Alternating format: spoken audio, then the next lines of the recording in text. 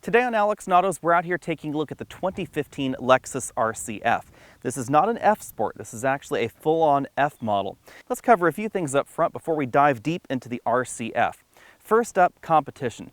This competes with the likes of the BMW M4, the Mercedes C63 AMG, the Audi RS5, and the Cadillac ATS-V. In case you're wondering, F does stand for something. It stands for Fuji, and F is their full-on performance line. So Lexus has F Sport, which is a looks fast and handles good package, and then they have full-on F, which is the optimum in performance, addressing all manners of performance, acceleration, handling, braking, etc. Now the RC itself is kind of an interesting vehicle because this is a hybrid between the Lexus IS and the Lexus GS in coupe form. It actually shares a majority of its structure with the Lexus IS, the Lexus GS, and the previous generation Lexus ISC, which is a convertible. The reason that Lexus did that was to try and take the best of all the available vehicles they had and then make a two-door coupe out of them. So this is not directly a coupe version of the Lexus IS. I mentioned that because of the competition. Mercedes has two coupes, the C-Class coupe and the E-Class coupe. Lexus has just one. And of course, BMW also has two coupes, the 4 Series and the 6 Series. Lexuses of the past have been accused of being boring, but this model is certainly not boring, whatever you think of the looks. Be sure and let me know what you think about this overall style down there in the comments section down below. I'm a little torn because I do like looks that are more polarizing, a little bit more unique, but there is an awful lot going on up front. Let's go over what's happening here. So we have a unique F grille here that's a little bit larger than the regular grille. It has this squiggly pattern as well. If you get the radar adaptive cruise control, then that sensor is placed right here behind the Lexus logo. We have large functional vents on either side, so we don't get fog lamps. And then we do have full LED headlamps on all models. Now, if you get the base model, it's a slightly different headlamp. It uses an LED projector, and then this optional up-level LED lamp uses 3 projector modules right there. Like other recent Lexus models, the LED daytime running lamp strip is divorced from the headlamp module itself, but I think that actually works better in the RCF than in the current generation Lexus IS. Looking at the lamp from this angle, you can sort of see what's going on.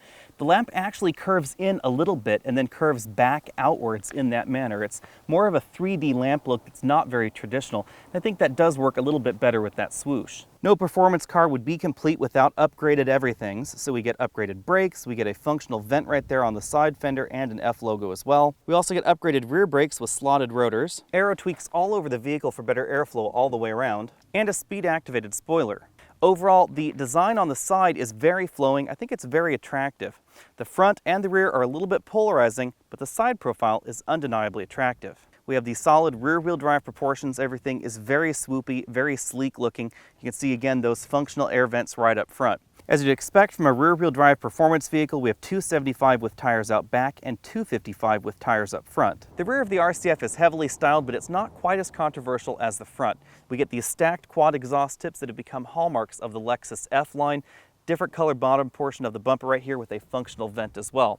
We have tail lamp modules that wrap from the body onto the trunk lid, but you can see that they do stick out of the body quite a bit right there. It is this very 3D look. We also have some aero fins on there to help improve the aerodynamics of the vehicle as well as wind noise. We have that deployable spoiler right up here as well. This electrically activates at a particular speed, or you can manually deploy it as well. Because this spoiler is here, they have moved the third brake light right up there above the rear windshield. This particular segment is a little bit interesting because Cadillac and BMW have decided to use turbocharged 6-cylinder engines, and the rest of the competition all uses a naturally aspirated V8. That's exactly what we find under this hood. The regular RC uses a 3.5-liter V6, and this gets a unique 5-liter V8 engine.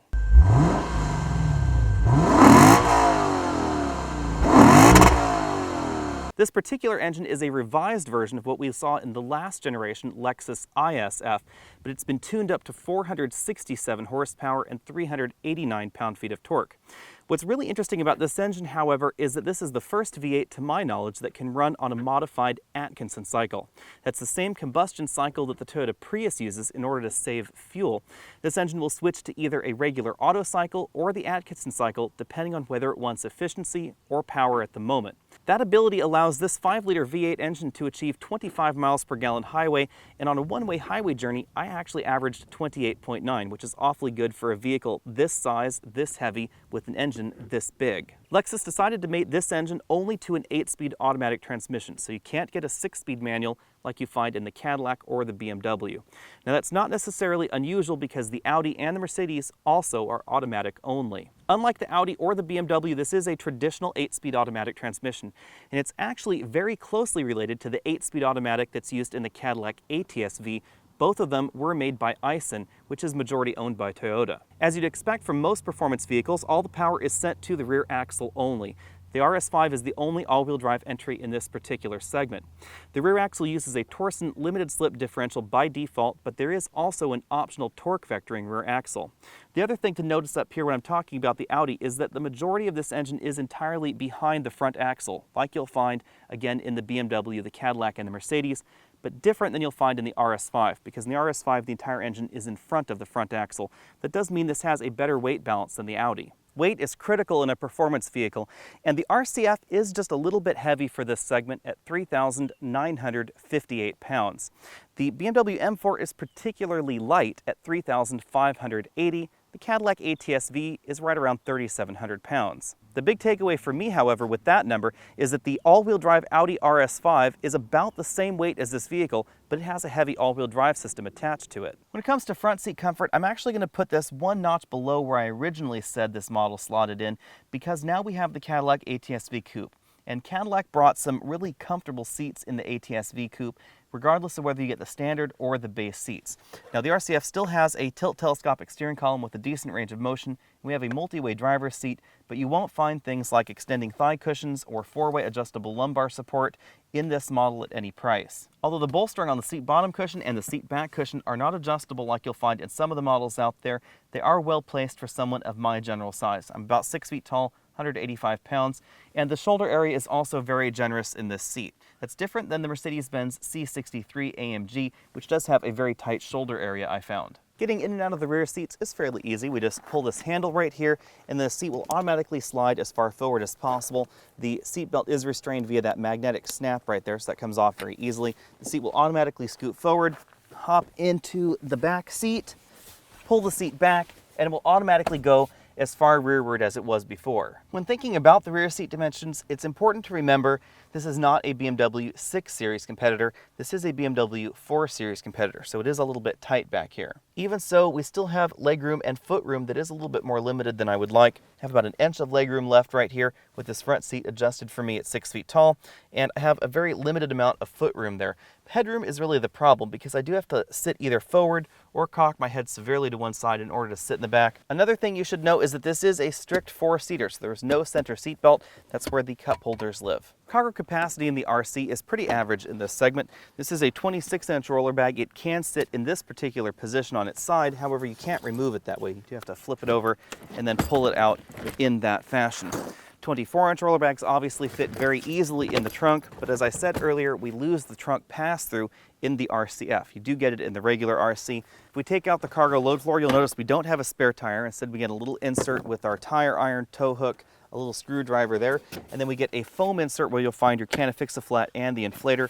You, of course, could remove that and put some additional cargo down there below the cargo load floor if you wanted to. When it comes to my exclusive trunk comfort index, I'm going to give this 9 out of 10 points. The subwoofer doesn't really intrude on the trunk, which is something I like. An awful lot of trunks out there, the subwoofer magnet really comes down quite far into the trunk area, and this uses a very slim one. We also have a trunk helper handle to help you close the trunk on the inside.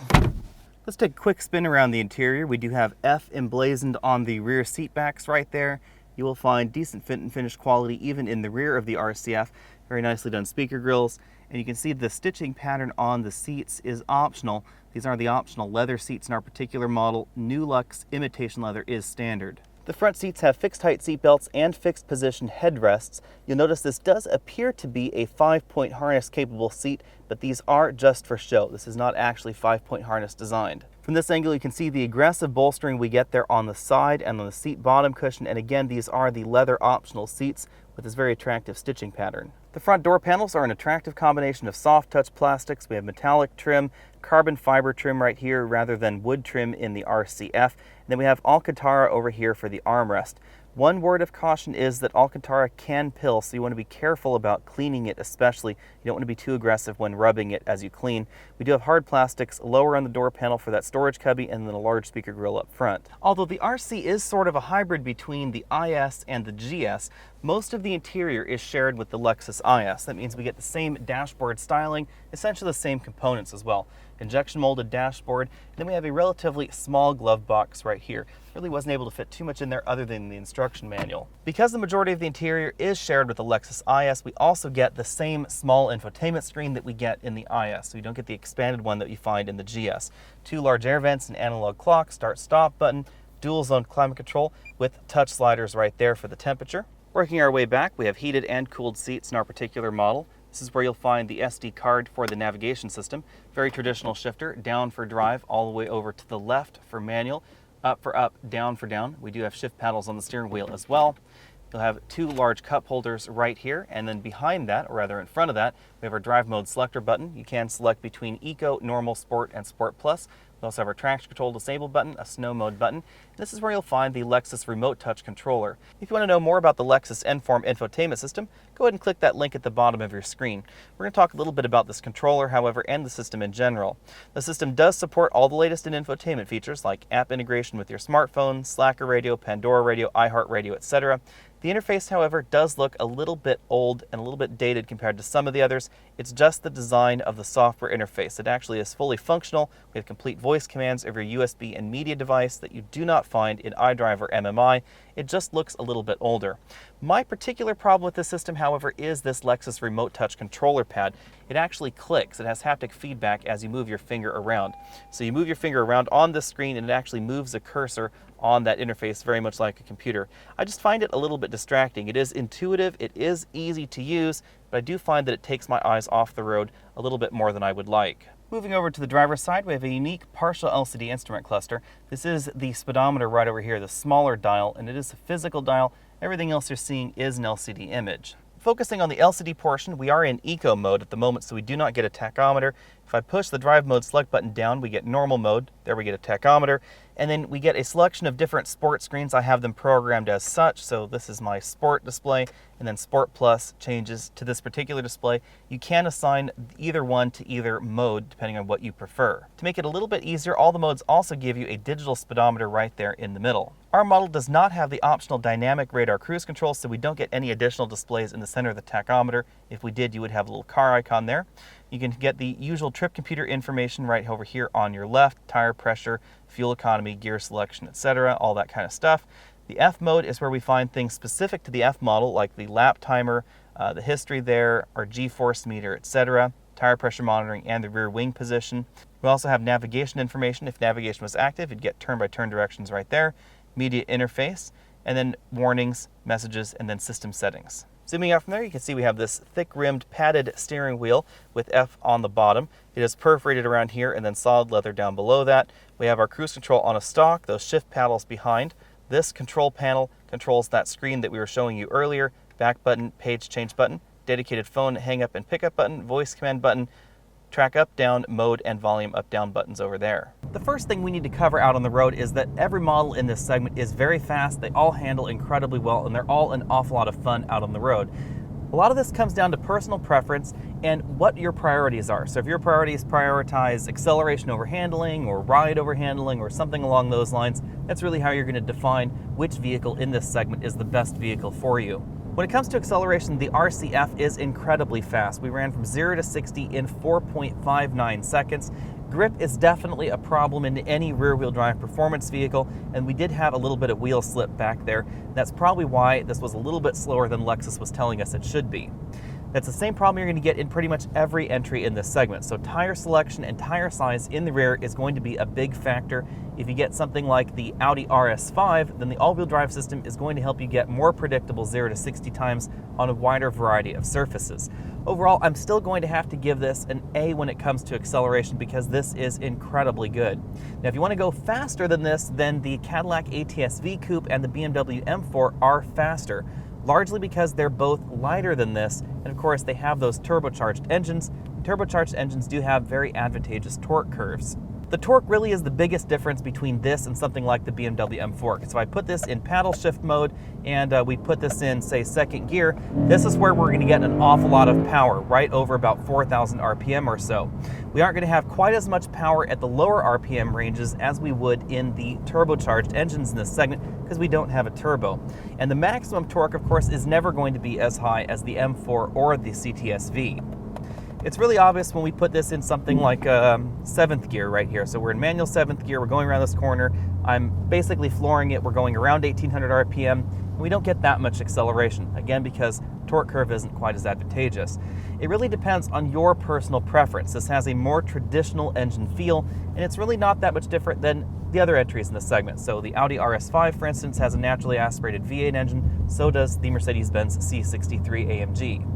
When it comes to braking, the upgraded brakes in the RCF make a big difference over the regular RC. Fade resistance is minimal, the braking distances are very short, and it feels very confident while braking. When compared to the competition, however, the lighter entries in this segment will have slightly shorter distances, so the ATS-V and the BMW M4 do stop a hair shorter, largely because they're a little bit lighter. You should also keep in mind that tire selection will play a big role in braking distances as well as acceleration, because the grippier your tires are, the faster you'll accelerate and the quicker you'll stop. Handling varies a little bit depending on which options you get in your RCF. If you get the Sport package with the torque vectoring rear axle, then this does end up being more nimble than the M4 or the CTS-V around a track. There have been a few independent track metrics that have proved that. I haven't been able to drive all three of those back to back on the same track, but they do feel very confident, all three of them. Now the torque vectoring axle does make this feel a little bit more nimble around a track than you'd otherwise think a 4,000 pound coupe could be. That's largely because it can direct almost 100% of the power to a single rear wheel whenever the engine wants to. On the downside of that, torque vectoring rear axles can feel a hair artificial, so if you prefer a more raw, more traditional rear wheel drive feel, then you're going to want to get the base model with the regular Torsen limited slip differential. It gives you that limited slip functionality, but also still gives you a very traditional rear wheel drive feel. Fuel economy is surprisingly good in the RCF, and I have been driving this fairly hard, although most of my commute time I have been putting it in the eco mode, which is a little bit more aggressive on the upshifts and supposedly is a little bit more aggressive in switching the engine over to the Atkinson cycle. I've been averaging 20.8 miles per gallon, which, may not sound that exciting, but for a vehicle with an engine this large and this powerful, that's a pretty good fuel economy number. This actually reminds me a great deal of Chrysler's 6.4-liter Hemi V8 engine and their 8-speed automatic transmission, because the fuel economy numbers are relatively similar. Power numbers aren't that far off either. Chrysler gets high fuel efficiency numbers because they deactivate 4 cylinders while you're driving on the highway. This gets those high fuel economy numbers by engaging that Atkinson cycle. The Atkinson cycle on modern engines isn't a true Atkinson cycle, of course, it's a modified Otto cycle. It fiddles with the variable valve timing system and enables the intake valve to stay open a little bit into the compression cycle, effectively making the compression cycle a little bit shorter than the expansion cycle, thereby improving efficiency. Because this engine is not deactivating those cylinders, it's really just playing with the valve timing. It means that the transition between regular cycle and Atkinson cycle is absolutely unnoticeable. You can tell a little bit of a difference when cylinder deactivation systems engage and disengage. This is completely imperceptible. Cabin noise in any performance vehicle can be a little bit high, largely because we have wide tires. We're focusing primarily on performance, not a quiet, luxurious ride. We have stiffer suspensions, etc. And of course, we have a big, loud V8 engine. At 50 miles an hour, this came in at 73 decibels, which is just about as loud as some average compact sedans. But that's not that unusual in this particular segment. An awful lot of these entries are fairly loud in terms of road noise. We recently tested the Audi S5. It scored right around the same cabin noise score as this. A supple ride is frequently sacrificed in the name of performance in this category, and that's true of the RCF as well. We don't get a dynamic damping system in the RCF like we do in the RCF Sport or like we see in the competition. And that means that you cannot set this suspension to a softer mode when you want one for your daily commute or that weekend trip to Napa, something along those lines, and then dial it up when you want to go a little bit faster. As we've come to expect from Lexus, value is strong with the RCF. Pricing starts at $62,400 for the 2015 calendar year, and the automatic transmission is standard. Now you should note that the leather seats and the navigation software are not standard. Those are additional options on this particular vehicle. The model we've been taking a look at this week rang in at $74,560, which is a decent value in this particular segment. Cadillac's ATS manages to be a little bit more expensive, starting at $62,665. but it is by far the most dynamic entry in this segment. Even though it is a little bit heavier than the BMW M4, it feels more direct. But that's not really very surprising because the same thing can be said of the Cadillac ATS versus the regular BMW 4 Series. The more dynamic choice, of course, would be the ATS with the 6-speed manual transmission because the 8-speed automatic is essentially the same automatic that we get in this vehicle. Now, it is a little bit slow to shift compared to the ZF 8-speed automatic out there, but it is programmed differently in the Cadillac than in this Lexus. So the Cadillac programming makes the shifts a little bit firmer and definitely faster than we've seen out of this RCF. However, the ATS doesn't have the same kind of predictive shift programming that we get out of this, and that's why this is a little bit faster around some tracks than the ATS if you're comparing automatic to automatic. Now, on the downside, the rear seats in the ATS Coupe are a little bit more cramped than in the RC Coupe. The interior is not quite as nice, especially the instrument cluster. The ATS does not get Cadillac's beautiful 11.2-inch LCD instrument cluster. It uses the base instrument cluster that you find in the regular ATS as well as the base CTS. It's honestly not terribly attractive. The Mercedes C63 is one of the better values in this segment, starting at $63,000, and it's one of the last vehicles that Mercedes builds that still uses their 6.3-liter V8 engine by AMG. It's an enormous engine and it has an absolutely incredible sound. It does sound a hair better than this particular V8 in my opinion. Unfortunately for the Mercedes, it is getting a little bit old because the C-Class Coupe is still based off of the last Mercedes-Benz C-Class, not the current generation C-Class that is one of my favorites. That means that the engine is excellent, but the transmission is a little bit clunky. The interior is definitely a little lower rent than we're finding in this RCF. Dynamically, the C63 does fairly well for itself, but it doesn't do quite as well as the newer entries in this segment. With the C63, you also need to be careful with options because adding them up can make it fairly expensive. I also found it difficult for someone of my size to fit in the C63's sport seats because they're not terribly wide at the shoulder. Next up is the BMW M4 at $64,200. The M4 is a relatively new model for BMW. However, the interior is basically taken out of the BMW 3 Series, which has been around for a while. The M4 is certainly one of the fastest entries in this segment, whether you get the manual transmission or that 7-speed dual-clutch transmission. BMW's 7-speed dual-clutch is an incredibly well-polished transmission. It's the same one we find in a wide variety of M models, and the shifts are excellent. It doesn't really have the same kind of low-speed crawl problem that we see in some of the other dual-clutch transmissions out there either. Although the M4 is not as powerful as some of the entries in this segment, it is incredibly light, and that helps it in both performance and handling. This vehicle does not handle quite as well as the M4. However, if you get the RCF, with the torque vectoring rear axle, then it will be faster around your average racetrack. The tighter and the smaller the racetrack is, the more that torque vectoring rear axle will help you out. With the highest starting price of $70,900 and one of the slower 0 to 60 times, the Audi RS5 might be seen as the worst value in this segment. However, it is one of the more unique entries because it's the only all-wheel drive entry.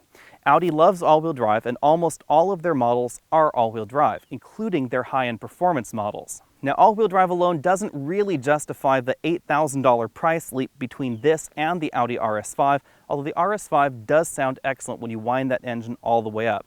The RS5 does not handle as well as most of the entries in this segment because of its weight balance. That engine is entirely in front of the front axle. It doesn't have as good of a weight balance as most of the entries in this segment. Now, it doesn't make that much of a difference really because it will be almost as fast around a track as a BMW M4 despite being heavier, but a lot of that really does come down to Audi's all-wheel drive system. The all-wheel drive system is an interesting option because if it is snowy or rainy, that Audi will go from 0 to 60 faster than pretty much every other entry in this segment. On the downside, of course, even though that Audi will be an awful lot more sure-footed than any of the rear-wheel drive entries in this segment, it's just not going to be quite as much fun. And it's also significantly more expensive. It's about $6,000 more expensive even than the BMW. It's about $8,000 more expensive than this particular model. And the more options you add to it, the more expensive it becomes versus the RCF. If my money were on the line, the Lexus would be on my short list, but the Cadillac would be at the top of my list. Starting at just over $62,000, it's a decent value, not quite as good of a value as the RCF, But at this equipped price of $74,500, we actually get more equipment in the ATS-V. We get 19-way adjustable seats, we get a better infotainment system, there's also a full-color heads-up display, and to make the ATS-V more livable for your average daily driver, we also have an available magnetic ride suspension system, which does make it a little bit less punishing on the daily commute than this particular vehicle. Now, all that's before you consider that the ATS-V is also faster than this, it handles a little bit better than this, and it feels more direct than this. You can also get a 6-speed manual transmission, which would probably be my transmission of choice. The only downside, of course, to that Cadillac ATS-V is that it doesn't have the absolutely incredible engine noise we get out of this 5-liter V8. Thanks for taking the time to check out this video. Again, I'm Alex Dykes, and this has been the 2015 Lexus RCF. Go ahead and click those related videos at the bottom of your screen, subscribe to my channel, find me over at facebook.com/AlexandAutos, over at Twitter as AlexandAutos, and I'll see you next week.